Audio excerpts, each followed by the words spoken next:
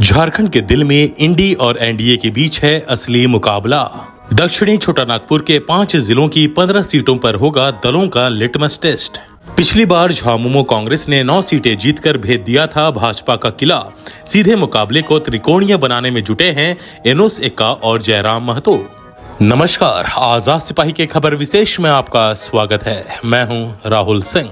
झारखंड की सियासी खासियत यह है कि यहाँ का हर एक प्रमंडल अपने आप में अलग राजनीतिक दृष्टिकोण समेटे हुए है। वहीं ये सभी एकजुट होकर एक मजबूत राजनीतिक इकाई का निर्माण करते हैं।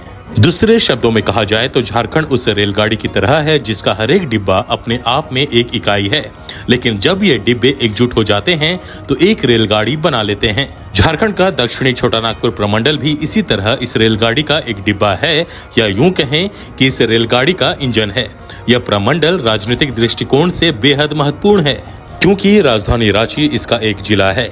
राजनीतिक और प्रशासनिक मुख्यालय होने के नाते रांची समेत पूरा दक्षिणी छोटानागपुर प्रमंडल हमेशा सुर्खियों में रहता है। 5 जिलों की 3 लोकसभा और 15 विधानसभा सीटों वाले इस प्रमंडल की राजनीति कभी एक तरफा नहीं होती। विधानसभा चुनाव के दृष्टिकोण से इस प्रमंडल को कभी भाजपा का गढ़ माना जाता था, लेकिन 2019 में झामुमो कांग्रेस ने इस किले को भेद दिया था। प्रमंडल की 15 सीटों में से इन दोनों दलों ने मिलकर 9 सीटें जीतकर भाजपा को महज 5 सीटों पर रोक दिया था, जबकि एक सीट आजसू के खाते में गई थी। हालांकि उस चुनाव में भाजपा ने जिन 2 आदिवासियों सीटों पर जीत हासिल की थी वे इसी प्रमंडल में आती है। दक्षिणी छोटानागपुर झारखंड का सबसे शिक्षित और विकसित प्रमंडल माना जाता है। हालांकि यहाँ की 71% आबादी आदिवासियों की है।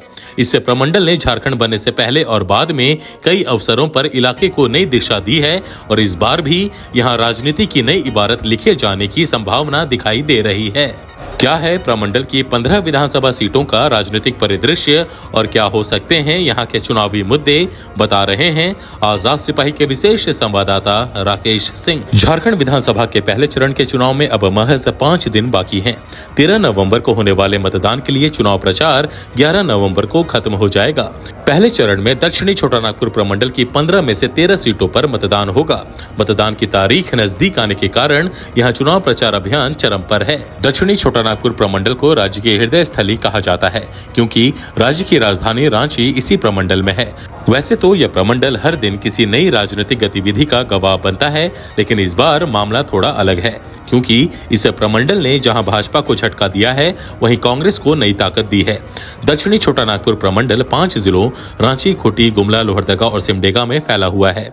राजनीतिक दृष्टि से देखा जाए तो इन 5 जिलों में लोकसभा की 3 और विधानसभा की 15 सीटें आती है। 2 विधानसभा सीटें रांची लोकसभा क्षेत्र का ईचागढ़ और खूंटी लोकसभा क्षेत्र का खरसावा सरायकेला खरसावा जिले में पड़ती है। इन 3 लोकसभा सीटों में रांची, गुमला और लोहरदगा शामिल है।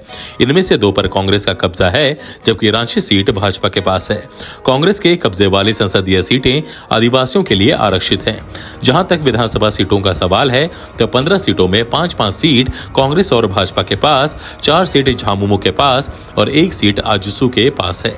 विधानसभा सीटों में 11 आदिवासियों के लिए और 1 अनुसूचित जाति के लिए आरक्षित है। अनारक्षित सीटों में रांची, सिल्ली और हटिया शामिल है।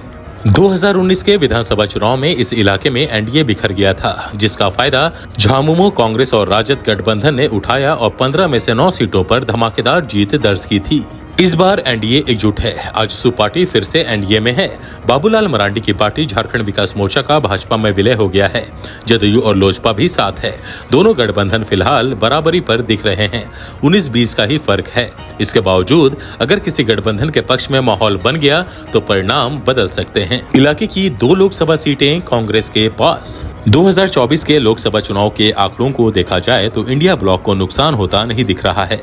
इलाके की 3 में से 2 लोकसभा सीटें खूंटी और लोहरदगा कांग्रेस के पास है, जबकि रांची सीट भाजपा के पास। खूंटी से कांग्रेस के कालीचरण मुंडा और लोहरदगा से कांग्रेस के सुखदेव भगत ने जीत दर्ज की है।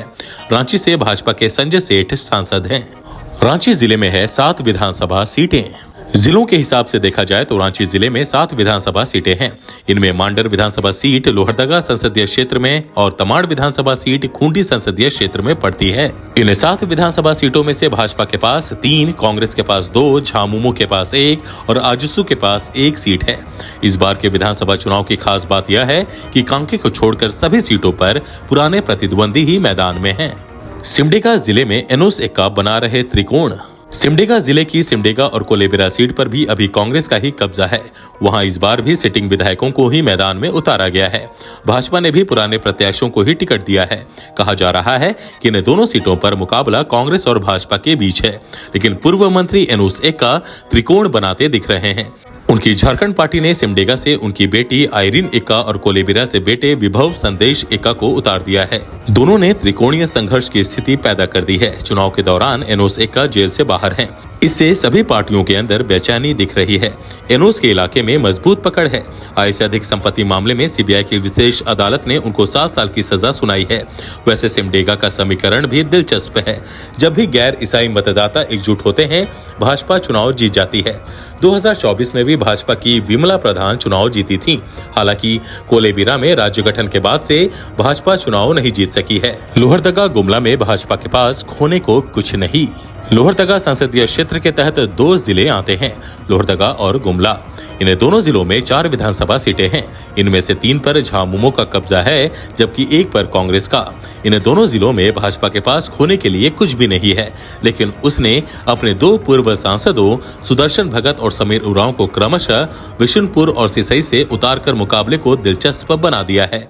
लोहरदगा सीट पर आजसू की नीरू शांति भगत कांग्रेस के सिटिंग विधायक डॉक्टर रामेश्वर उरांव को चुनौती दे रही हैं। खूंटी जिले की 2 सीटों पर भाजपा का लिटमस टेस्ट।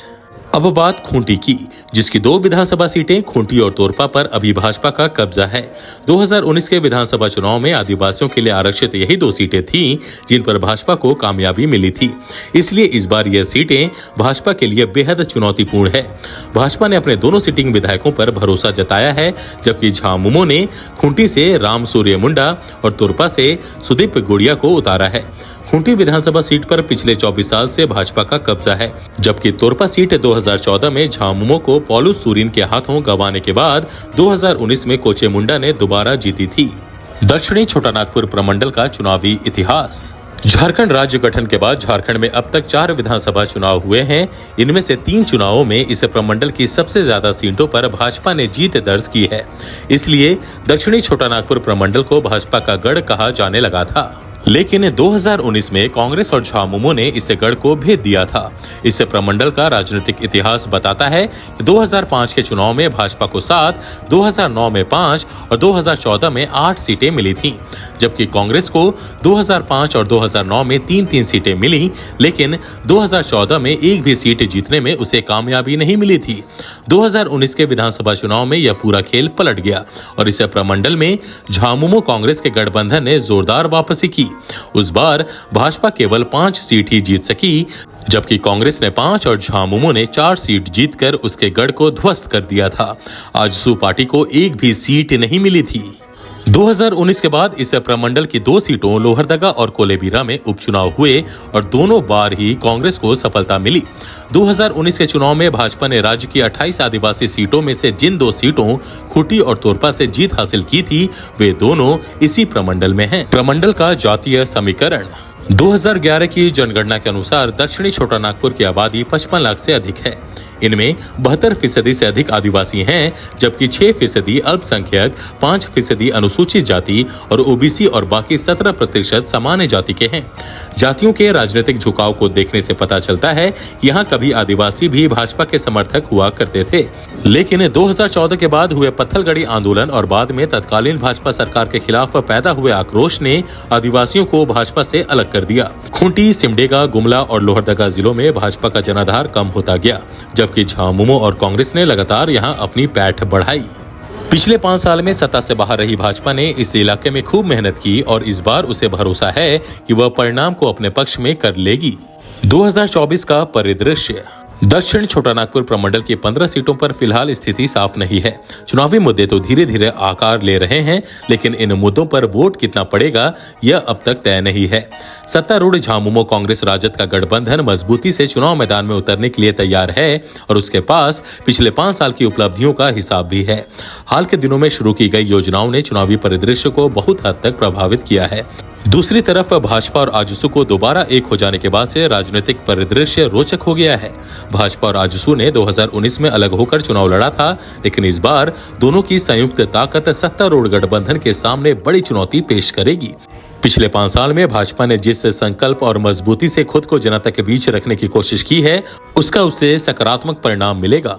आजसू पार्टी की ग्रास रूट आधारित राजनीति का लाभ भी दोनों पार्टियों को जरूर मिलेगा।